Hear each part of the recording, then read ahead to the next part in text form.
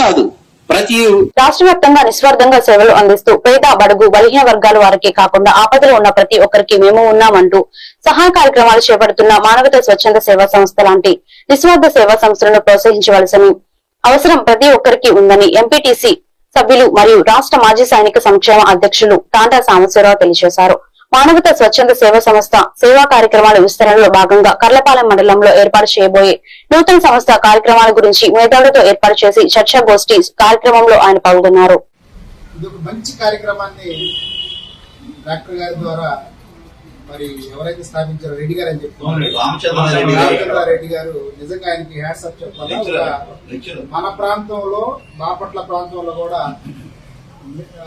ఆపదలో ఉన్న వారికి పేదలకు మేము ఉన్నాము అని చెప్పి ఒక భరోసా ఇచ్చే విధంగా ఈ సంస్థను తీసుకురావడం చాలా అభినందనీయం సార్.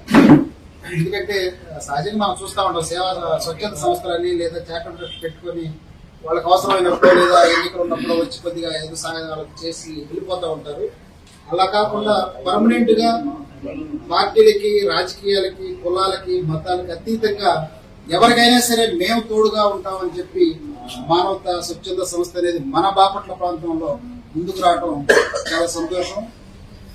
మేము కొద్దిగా టైం స్పెండ్ చేయలేకపోతున్నాను. నాకు 3 years టైం ఇది స్టేట్ ప్రెసిడెంట్ గా నన్ను ఎందుకంటే నేను స్టేట్ వైడ్ తిరుగుతున్నాను. రేపు అనంతపురం కూడా పెద్ద మీటింగ్ ఉంది.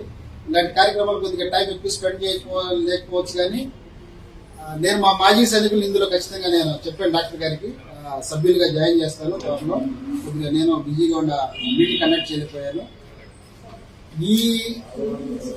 ఈ సేవా సంస్థలో నేను కొనసాగాలని కోరుకుంటున్నా. ఖచ్చితంగా 3 years తర్వాత ఎక్కువ టైం కేటాయించి దీని మీద దృష్టి పెడతాను. ఎందుకంటే ఇది ఏ ఒక్కరికో సంబంధించింది కాదు.